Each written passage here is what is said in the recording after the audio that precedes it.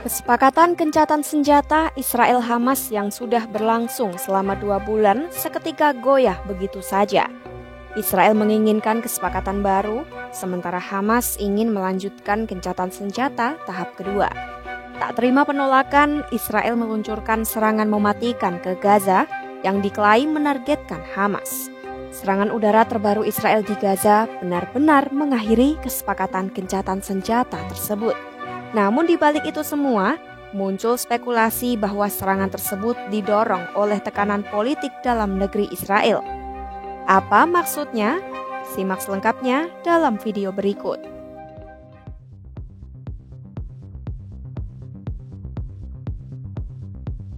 Seorang pejabat Israel menuturkan serangan udara di Gaza menjadi langkah awal dari strategi militer yang lebih besar untuk menekan Hamas agar membebaskan lebih banyak sandera. Pendekatan ini mencerminkan keyakinan Perdana Menteri Israel Benjamin Netanyahu bahwa tekanan militer adalah cara terbaik untuk memaksa Hamas memenuhi tuntutan Israel. Selain itu, faktor politik dalam negeri Israel juga berperan besar dalam keputusan ini. Kelompok sayap kanan di Israel diketahui menolak gencatan senjata karena menganggapnya sebagai bentuk penyerahan diri kepada Hamas. Mereka ingin semua warga Palestina meninggalkan Gaza sehingga Israel bisa membangun permukiman yang pernah dievakuasi pada 2005. Netanyahu sendiri bergantung pada dukungan faksi sayap kanan untuk mempertahankan pemerintahannya. Salah satu menteri sayap kanan, Itamar Ben-Gvir, telah mengundurkan diri dari kursinya sebagai bentuk protes terhadap pelaksanaan gencatan senjata. Menteri lainnya, Bezalel Smotrich, juga mengancam akan mundur jika Israel tidak melanjutkan perang. Jika Smotrich benar-benar keluar, maka koalisi pemerintahan Netanyahu bisa runtuh sehingga berpotensi menggulingkan pemerintahannya. Kembalinya konflik di Gaza juga bisa menjadi strategi Netanyahu untuk mengalihkan perhatian publik dari rencananya memecat Kepala Badan Intelijen Keamanan Israel Shin Bet yang telah memicu seruan protes besar-besaran. Sementara itu, Ben-Gvir dan Smotrich menganggap pemerintah Israel terlalu ragu atau kurang agresif dalam perang. Smotrich mengatakan operasi militer yang sedang berlangsung telah direncanakan selama berminggu-minggu. Ia pun yakin serangan kali ini akan lebih efektif dibandingkan operasi sebelumnya.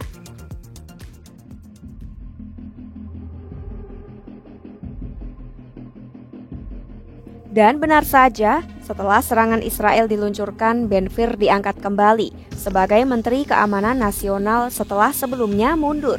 Keputusan ini menunjukkan bahwa pemerintah Israel di bawah Netanyahu tetap mempertahankan tokoh sayap kanan dalam kabinetnya. Kembalinya Ben-Gvir menunjukkan pemerintahan Netanyahu semakin keras dan agresif dalam menangani konflik, terutama dengan melibatkan politisi yang anti gencatan senjata. Ben-Gvir percaya dengan menghentikan bantuan kemanusiaan, bahan bakar, listrik, dan air di Gaza akan membuat Hamas memenuhi tuntutan Israel. Pengangkatan Ben-Gvir menandakan Israel semakin siap untuk perang besar dan tidak akan menghentikan serangan ke Gaza dalam waktu dekat. Kembalinya Ben-Gvir pun memperkuat koalisi Netanyahu yang sebelumnya lemah karena kehilangan dukungan di parlemen. Israel meluncurkan serangan besar-besaran yang ditargetkan ke Hamas, namun mereka tidak membeberkan rencana operasi ke depannya. Di samping itu, warga Palestina di wilayah tertentu diperintahkan untuk mengungsi. Ini bisa menjadi tanda Israel sedang mempersiapkan serangan darat baru atau pendudukan wilayah yang lebih luas. Israel does not target Palestinian civilians. We target Hamas terrorists. And when these terrorists embed themselves in civilian areas, when they use civilians as human shields, they're the ones who are responsible for all unintended casualties. Palestinian civilians should avoid any contact with Hamas terrorists. And I call on the people of Gaza, get out of harm's way, move to safer areas. Because every civilian casualty is a tragedy. And every civilian casualty is the fault of Hamas. Belum jelas seberapa cepat Israel akan mengirim pasukan darat ke Gaza lagi. namun ada indikasi bahwa mereka tengah bersiap untuk itu. Israel menegaskan tak akan menghentikan eskalasi militernya tanpa pembebasan lebih banyak sandera. Dimulainya agresi Israel ke Gaza menjadi pukulan bagi warga Palestina. Sebab, serangan yang diluncurkan pada Selasa 18 Maret 2025 itu menewaskan 548 warga Palestina. Situasi di Gaza semakin kritis dengan adanya blokade bantuan kemanusiaan yang telah berlangsung selama 2 minggu.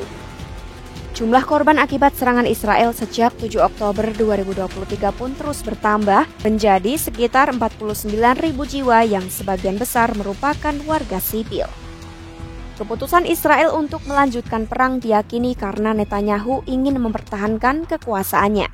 Pejabat sayap kanan Israel mengancam mundur jika Netanyahu melaksanakan gencatan senjata. Untuk itu, Netanyahu memilih melanjutkan perang agar posisinya di pemerintahan tidak melemah. Apakah ini artinya perang di Gaza benar-benar pecah kembali? Simak terus perkembangannya hanya di kanal YouTube Kompas.com.